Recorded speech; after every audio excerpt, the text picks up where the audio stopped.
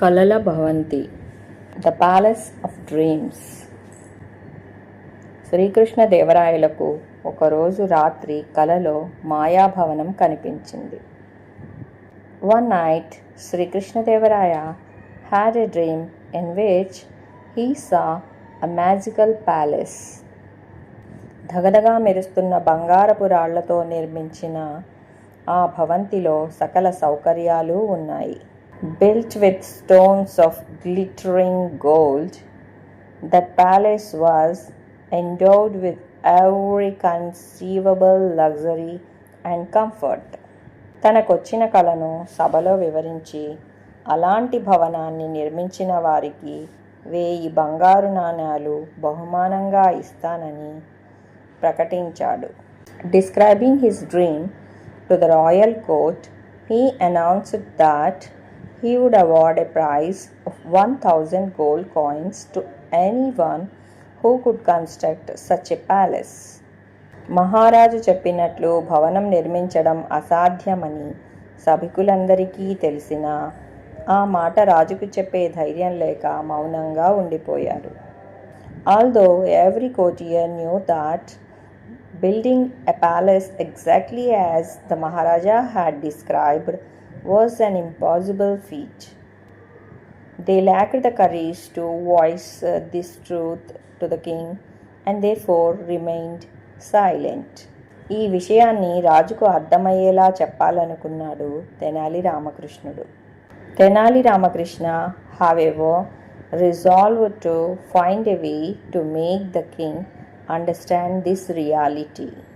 తర్వాతి రోజు ఓ వృద్ధుడి వేషంలో భోరున ఏడుస్తూ సభకు వచ్చాడు. The very next day, disguised as an old man, he entered the court, weeping bitterly. ఎవరు నువ్వు? ఎందుకు ఏడుస్తున్నావు? ఏం జరిగింది? అని ప్రశ్నించాడు రాయలు. Who are you? Why are you weeping? What has happened? asked రాయలు.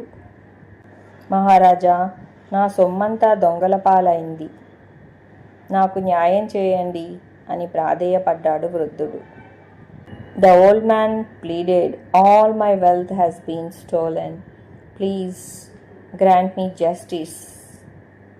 నీ సొమ్మును దొంగిలించింది ఎవరో చెప్పు, నీకు న్యాయం చేస్తా అని రాయలు హామీ ఇచ్చాడు. Tell me, who stole your wealth, and I shall see that justice is served. Rayalu assured him.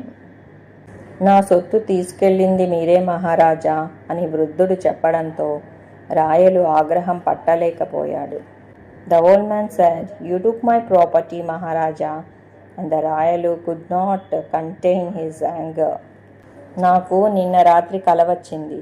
మీరు సైనికులతో నా ఇంటికి వచ్చి నేను దాచుకున్న డబ్బునంతా దోచుకెళ్లారు అని ఆ వృద్ధుడు వివరించడంతో, నీకు పిచ్చి పట్టిందా?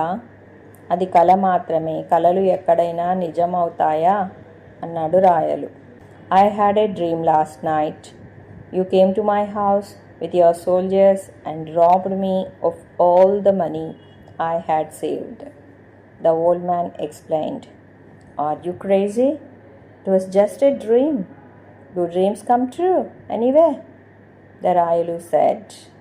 Tenali Ramakrishna himself came in the guise of an old man, and realizing that Krishnadevaraya was being clever and that dreams were not true, announced to the cheers of the audience that he was withdrawing his plan to build a magical building.